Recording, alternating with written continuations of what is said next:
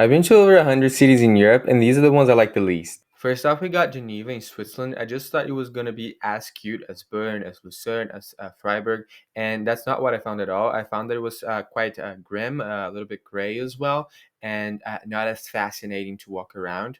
Also, even though it was a bigger city, it's not like other cities in Europe where it's like bustling with culture and events and all that, and people on the streets. It was actually quite quiet, quite discreet, which makes sense given its reputation as a very rich, wealthy town. But if you're going there for tourism, if you're going there for fun, it's probably not going to be the best destination. Second is Zagreb in Croatia. I know the coast is actually amazing. Split, Dubrovnik were amazing towns to be in. But Zagreb was a little bit like less than all that, you know? It didn't have the sea to start off, obviously. But then also because of the earthquake from a few years ago, a lot of things were still under construction. And so there weren't that many things to see. Also, just the city architecture in general, when you compare it to other European capitals, this leaves something behind, you know?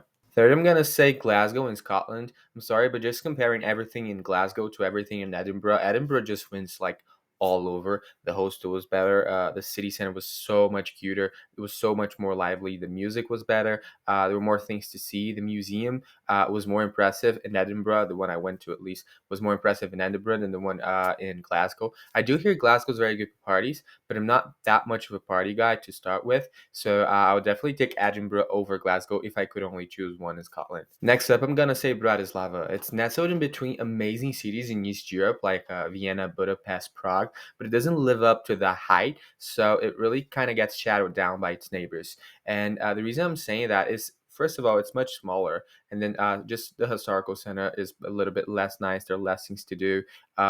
It's less like touchy and busty and all that. But then also it feels a little bit more like just a normal modern town with a castle in the middle, you know? So it was a little bit weird. And even if you want like a smaller vibe, I'll definitely go south to Ljubljana in Slovenia instead, which just gives a much more warm and preserved feeling, I would say. City number five is Budva. I only went to two cities in Montenegro, Kotar and Budva, and Kotar was definitely nicer. It was a little bit smaller, but the city center was so much more preserved, so much nicer overall. It was cool to walk around, and yeah, even comparing also the Montenegro cities that I've been to, like Kotor and Budva, to cities in Croatia and cities in Albania that I was in.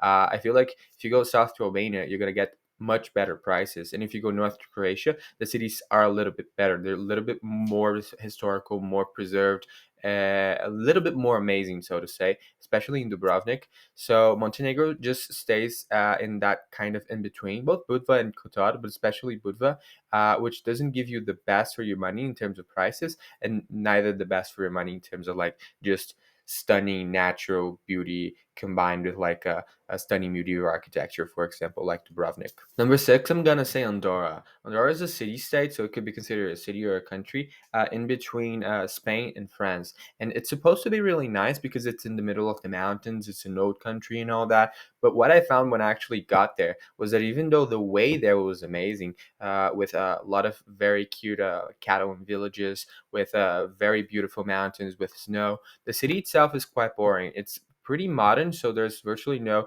old medieval architecture like you would expect. Also, it was very foggy, very gray, and with just not a lot to see, you know. So if you're going for skiing, I think that might be good. If you're going for shopping, I hear it's great. But if you're going for just tourism, sightseeing, I don't know. I feel like I missed something, you know? And final city, I'm gonna say Vilnius in Lithuania. I actually did the Baltics in the winter. I went to Estonia, Latvia, and Lithuania. And just comparing the capitals, which were the cities that I stayed in the most, except for my drive in between them, I'm gonna say that Vilnius is a little bit worse than like Riga and Tallinn, for example. The historical setting doesn't even compare with Tallinn, to be honest. Tallinn is an amazing city. It's very stunning. It's very cute, very preserved.